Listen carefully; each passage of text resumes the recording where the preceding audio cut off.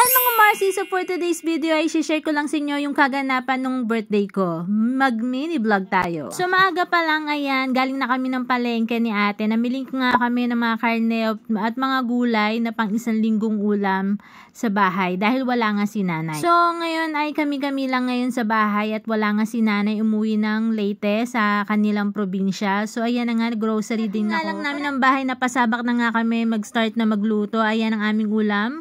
Sinigang sa miso. Tapos sinunod na nga kagad ni ating lutuin itong ating maha dahil ipapartner ito dito sa ating pansit bihon na ibibigay sa ating mga kapitbahay. So bali yung mga kapitbahay natin ay aming mga kamag-anak. Isang compound kami dito at mag-share tayo ng mga blessings. Ayan.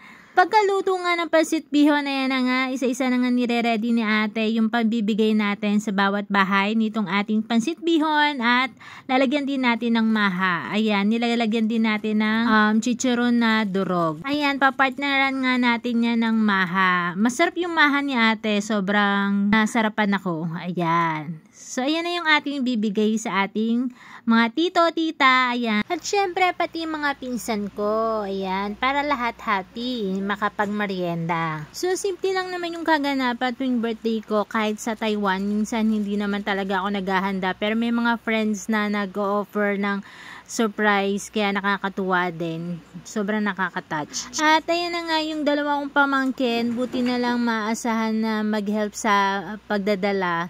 Kaya ayun, nakakatuwa. Buti ay nandyan sila. Buti nga itong pamangking kong lalaki ay maaasahan sa mga oras na ito na magdala ng mga pagkain sa bawat bahay ng mga tito at tita at mga pinsan ko. Anyway mga Marcy, alam nyo ba itong maha, napakasarap talaga, the best. As in, mawuwili ka talagang kainin mayat maya kahit nasa ref at i-partner sa kape. Pwede mo talagang ibenta dahil napakasarap naman kasi ng timpla ni ate. Nakakailang ulit ka talaga sa isang upuan. Malamang ay makakapagpaluto pa ulit ako nitong maha sa susunod na may birthday. Anyway, after nga ng ilang minutong pagdadala ng pagkain ng mga pamangkin ko ay eto nga at kakain na kami, magmamarienda na kami. Sarap ba? Kumuha ka na ng maha? Hindi pa. Kumuha ka na ng maha. Ayan o. Ayan, natira nating maha. Ito yung akin. Kain tayo. Gusto natin ang kalamansi.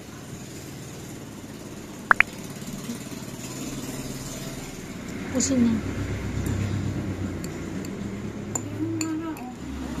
Sarap yung maha. Sarap.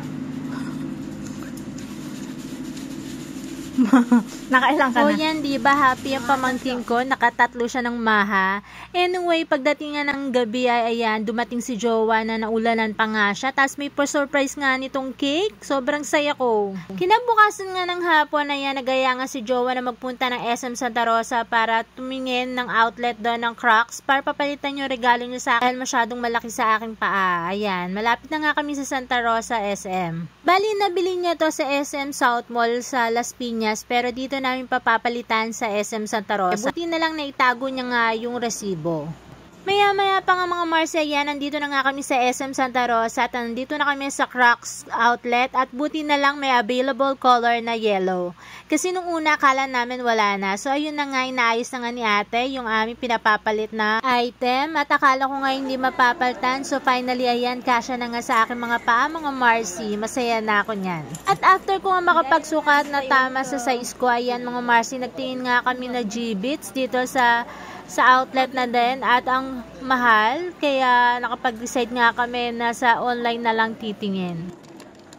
Pero magaganda naman talaga dito mga Marcy at iba-iba yung mapagpipilian nyo dito.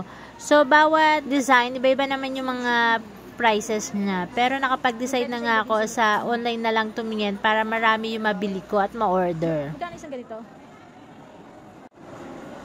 395 isang ganito. Yan, gusto yung mga letters nila eh. At after nga nang sinadya namin dito sa Crocs outlet, ayan, nag-decide na nga si Jowa na dito na lang kumain ng dinner sa SM para hindi na ako kailangan mag-prepare ng dinner sa bahay. At dahil walang papay sa SM Santa Rosa, ayan, dito kami napunta sa Greenwich dahil gusto ni Jowa ng pizza at ako gusto ko ng crispy chicken. So, dito na nga kami kumain. At after nga namin kumain ng dinner, ayan, pauwi na rin kami. Nandito na kami sa parking lot at diretso uwi na rin kami. So, ayun lang mga Mars.